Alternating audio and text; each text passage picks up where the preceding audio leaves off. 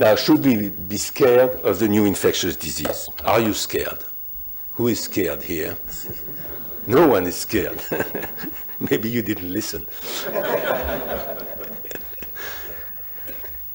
Well, first I started by telling you that the emergence of new infectious disease is not really a new phenomenon. I gave you the example of Black Plague, for instance. But there is something special about the emergence that we have seen recently. First of all, they are much more frequent.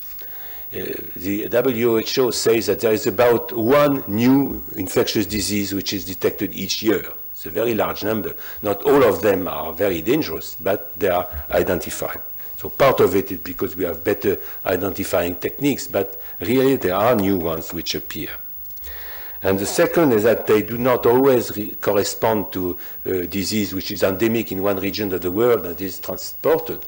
Take the typical example of Legionella. It's really something which did not exist before the invention of air conditioning systems. So it is really a totally new disease on Earth.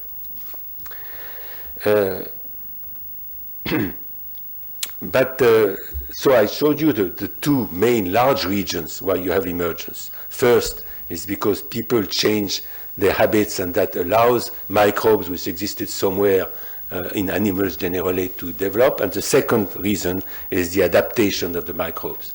And none of these things are likely to stop. I mean, humanity is going to change its modes of life, and adaptation cannot be stopped. It's a spontaneous mutation. So the reasons are still there. So there will be new emerging diseases going on, unless we find some magic way to stop them. So are we totally helpless in front of this situation?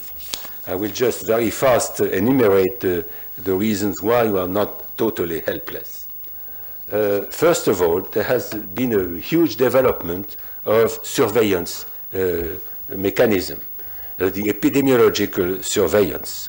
And this is in great part due to the development of informatics, of computers and so on. And so by internet, now whenever there is a slight health problem which appears bizarre somewhere in the world, all of the specialists of the world are informed and can try and take measures, send a mission if necessary, and so on. And this is really what happens in the case of the SARS epidemics, which you all know. And you know there were many cases in Hong Kong, but very fast everybody was informed in the world of the way the disease was transmitted, and measures were taken for isolating the people who had SARS and preventing the development of the epidemics. And without internet, it might have been much more dreadful. So this is epidemiological surveillance. Now, even better, we try to do a surveillance before the appearance of the disease. And this is what can be called microbiological surveillance, to survey the microbe population around the human population so as to try and detect the possible appearance of a disease. And this is just an example in Africa, where by satellites, one can see what is the degree of humidity in a given region. And when humidity is high, it means there are places for mosquitoes to develop, and mosquitoes can transmit certain diseases. And here, you see this is 2006, but when you have, here there is no, you see here there is very little water, no mosquitoes, no problem. Here there is a lot of water, which you see because of this violet purple color. And so once there is this, then and this is about disease which is known, which are known obviously. Then you can start a vaccination campaign to prevent certain disease to develop. So this is the kind of thing one can hope to develop to get a surveillance of the microbial environment of human beings. Now, parallel to the development of no, that's not it. Parallel to the development of surveillance, now biotechnologies have brought many new technologies to fight the microbes. First of all, for the diagnostic of infectious disease. Previously, when someone had an infectious disease, you had to try and isolate the microbe, grow it, if it's a bacterium, see if it is resistant to antibiotics and so on.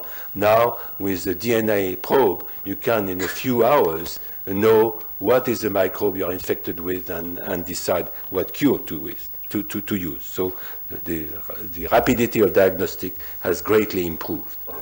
Then, for the search of new vaccines, the old ways of trying to find attenuated viruses or bacteria to make a vaccine are less and less used. Now you can use genetic engineering, for instance. Just this is one example among many, but some people are trying to find a vaccine against AIDS by starting by an attenuated virus which is used to vaccinate against, comment s'appelle la rougeole déjà? No, not smallpox. I have, well, anyway. Measles, yeah. The measles vaccine, so it is an attenuated virus, and they are making a hybrid virus where they put AIDS genes into this virus. Obviously, this cannot give AIDS because you need the whole genes of AIDS, so as to induce immunity at the same time against measles and against AIDS. So this is one of the trials. I mean, it hasn't worked yet, but it's to show the type of approach that can be used today. Then rather new approaches are what is called immunotherapy. Vaccines are designed to prevent infection. I gave you the example of flu, but now we know quite a lot about the immune system, and methods are starting to be used to try and to mobilize the immune system so that you get a better reaction once you are infected. And that is used, starts to be used both in infectious disease and also to treat cancer. To try to mobilize the immune system so that it will reject the tumors. And there are some very promising results in this area. Now in the search for anti-infectious agents, the approach now is totally different. Initially, most of antibiotics were found by chance. You all know the story of Fleming and finding that he had this mold growing in the middle of his plate and the bacteria were not growing around, and this is how penicillin was discovered. So most of the antibiotics were more or less discovered in this way, and it's only many years after that the mode of action of the antibiotic was known. That was known which enzyme was inhibited and so on. But now that we can know the complete genome of all the infectious agents, we can know the structure of many proteins, and from the structure we can look for components that will combine with these enzymes and possibly prevent the growth of the microorganism. And there are already some successes in this, but you see it's a complete reverse. You first try to inhibit an enzyme and then see if it can really inhibit the growth of the microorganism. And the final point, which is also hopeful, is to study more closely the case of people who are genetically resistant to infectious disease. Obviously, when people are infected by microbes, they don't all get sick and they don't all die. Some of them don't even realize they've been infected. And part of this is due to their genes. Some people have genes which make them resistant to a given infectious disease. And by trying to understand better what makes them resistant may give clues to new ways to fight an infectious disease.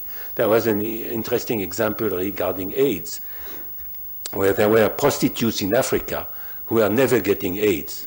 And by analyzing their genes, it was found that some of them were lacking a protein which is a receptor at the surface of cells.